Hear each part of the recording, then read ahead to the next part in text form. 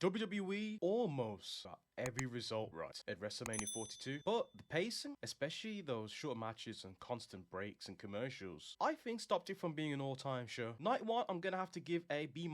There were some great moments in Night 1, but the matches were far too short. Combine that with the constant breaks and the commercials that they had, I felt like the matches never really had time to develop and breathe. Night 2, on the other hand, I'm gonna give Night 2 a B+. Everything seemed to flow a little bit more better. Matches had time to breathe and develop, and the main event actually delivered not only on the pacing but also on the storytelling. And let's not forget that Brock Lesnar was seemingly retired by Obafemi. If I had to give my solid opinion of Night 1, I would say that it didn't feel like a WrestleMania. It really didn't. At times, matches just didn't feel like they went on long enough to be considered WrestleMania worthy. It just felt like a glorified Monday Night Raw that had a lot of adverts interjected in the middle of it. I'll give you an example. I was gonna save this for later, but Stephanie versus Liv. That match went only 7 minutes. It was far too short. Now, the main event did go 23 minutes. There was too many commercials for it to be watchable. Just those constant ad breaks, they just seem to have killed a lot of the momentum the show could have had if there wasn't so many ads. Now I understand that they have a lot of obligations to meet, but from a viewer's perspective, it wasn't enjoyable. On the other hand, Night 2, they did have commercial breaks, but the show just felt a little bit better. The pacing of the matches felt better, and it didn't feel like I was watching one big commercial break. I've got my top 5 moments coming up, including the match that I felt strongly stole the weekend. And I've also got the match that I felt like ended up being the biggest disappointment with the amount of hype that was surrounding it. Starting at number 5, I've got Obafemi versus Brock Lesnar. This felt way bigger than just a match. At the end of the match, Brock Lesnar left his boots and his gloves in the ring. So the question now becomes, is this the end for Brock Lesnar? Or is this just another fancy swerve that WWE are planning? We know they like to film for WWE Unreal round about this time. So it starts to beg the question. Obafemi beat Brock Lesnar clean. It was short, it was sweet. I did feel that Brock Lesnar got a little bit too much offense in. It's such a minor thing. That match was done well and the right person won.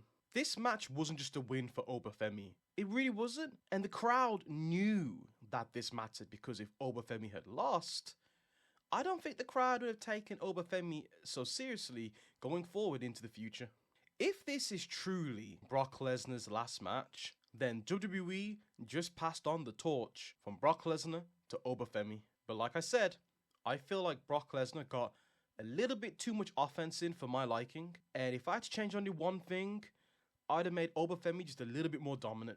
So, match number 4 on the list is the ladder match. That felt like at times it was just thrown together at the last minute before WrestleMania. That involved Penta, Dragon Lee, Javon Evans, JD McDonough, Rusev, and Rey Mysterio. I didn't know what to expect with this match, considering there wasn't really a backstory going in, other than Penta just wanting to prove his dominance as the Intercontinental Champion. But I would say, given what they did in this match, it woke the crowd up. There was a lot of high spots. There was a lot of big bumps taken, notably by guys like JD McDonough, Rusev, and Rey Mysterio. And given that this match didn't really have a strong backstory, I felt like this delivered. But coming out of this match, I think this blows it wide open, because now either one of these guys can possibly go back and challenge Penta and say that they deserve another shot at the Intercontinental Championship. So, match number 3 on my top 5 moments of the night goes to Trick Williams versus Sami Zayn. Trick Williams got his WrestleMania moment. Here's the catch. I know I said in the past that I would have rather seen it being a fatal 4-way match. Ilya Dragunov, Trick Williams, Sami Zayn, and Carmelo Hayes. Looking back, I think this was done right. Mainly because I think WWE are trying to keep Trick Williams and Carmelo Hayes separated. If you watch NXT, these two have a long history. It might be too early for these two to be having any type of match at WrestleMania, let alone a fatal 4-way match. So, Trick Williams wins his first match at his first WrestleMania, and the crowd were really into it. I was really into it, and it was about that time. Sami Zayn is in that period of his career where no matter what he's going to do, he's going to be rejected. So it's about time that he takes a step back and just has a breather. I'm pretty confident he'll be welcomed in when the time is right. But right now, WWE, they went in the right direction and put the championship on the right man at the right time. But I think this is also the time the WWE needs to decide whether Trick Williams is a heel or a babyface. When he was introduced on SmackDown, it was clear that he was a heel. Right now, he's at a period in time where he's becoming a tweener, but you can't live in that grey area for too long before the crowd will start wanting WWE to establish what he is. Personally, I think he needs to be a heel. I do. I think he needs to be a heel that the crowd acknowledges as someone that they like. And when it gets to the point where they want it so bad and they can't take it anymore, then you do a full-fledged face turn. But at the moment, I think he needs to still be a heel. He needs to still stay in his lane without pandering to the crowd too much. That makes him become a heel too early because, as we've seen with guys like Sami Zayn, or there's many people throughout the roster, if you turn them babyface too early, the crowd will ultimately end up getting bored of that individual, and that could hurt his future stock. Now we get to match number 2 on the night, the match that I said makes zero sense. Well, it made sense in the end. It really did. WWE took 2 superstars who can have great matches and put them together and said, you know what, we'll figure the story out later on. And that's exactly what they did. This match, in my mind, was not supposed to steal the show, but it absolutely did. It really did. I had Stephanie and Liv stealing the show, just given how the story was developed. But this match did exactly what it was supposed to do. This match was simply no build, but just simply greatness all around. Personally, I think the right person won. Gunther was meant to win this match from the get-go, and he did. Because if Gunther would have lost that match, WWE would have lost all the momentum that they built up with Gunther from the moment he started retiring people continuously. Now, this match also set up the return of Bron Breakker. Where does this leave Seth Rollins and Gunther?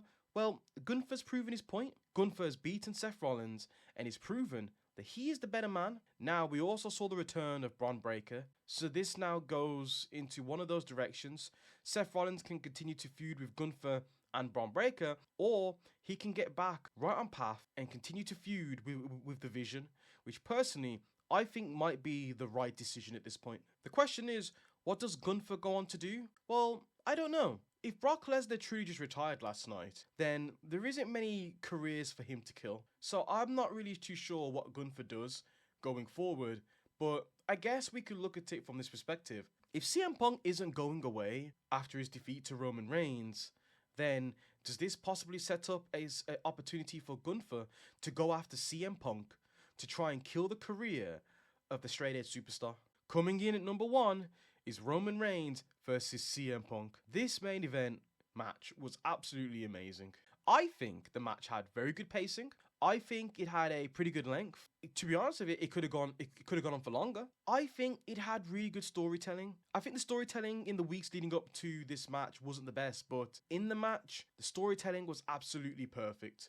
With Roman Reigns finally proving why he called CM Punk old, and CM Punk showing throughout the match that his age might actually be catching up to him, and which is often what led to his loss. CM Punk just gassed out. I also like the fact that Roman Reigns was talking a lot of trash to CM Punk throughout the match. You know, as a little dig to him for talking so much trash in the weeks leading up to the show. You got the sense that Roman Reigns, throughout portions of the match, was teaching CM Punk a lesson, a hard lesson, of what not to do as it pertains to him and his family. Now, maybe I was watching something different compared to most people, but I also truly felt that the crowd were locked in from the moment these two had their entrances. So, Roman Reigns got his revenge. That is the right call when you consider how much CM Punk got in the weeks leading up to WrestleMania. So, the real question is, what's left for CM Punk? As I said, there's possibly Gunther. Or does he go away for a while? I've read that in 2 places on social media. Does CM Punk go away for a while? And the question then becomes is, does Roman Reigns now start competing on Monday Night Raw on a regular basis? He brought his old tribal music theme song back with a few tweaks. Is this WWE signaling to us that he's going to be sticking around? Or does he go away on a long hiatus now? So, my personal take is, the MVP of Night 1 and Night 2 goes to Gunther and Seth Rollins. I think with what they had to work with, which with such short amount of time, I think they massively delivered. The match that under-delivered, and it should have been better than what it was, especially when you look at all the run-ins that happened throughout that match, and it wasn't just a straight wrestling match. And it shouldn't have had to have been a wrestling match. It should have just been a brawl from the get-go. A long 20-minute brawl, 15-minute brawl, and it wasn't anything of that nature, and that's definitely for Kurt and Liv Morgan. The biggest shock of the night for me, Bron Breakker returning. I will admit, I did not see that coming. And I feel like the match of both nights, I feel like it's a toss up between Gunther and Seth Rollins and Roman Reigns and CM Punk. If you take the Pat McAfee situation out of the Cody versus Pat match, and you take out the fact that Randy Orton was allegedly working injured, I personally think that that could have also been a very good match. But again, I can only go off of what I saw. It has to be between Seth Rollins and Gunther and CM Punk and Roman Reigns. I gave the main event a very strong rating in my mind, but I'd love to know what you think. I really would. What was the worst match of the two nights? What was the shock moment of the night? Was it Paige returning? Or was it Bron Breakker making his surprising return? What was the best match of the two nights for you? Was it Seth versus Gunther? Or was it Obafemi versus Brock? Or was it CM Punk versus Roman Reigns? I'd love to know what you think.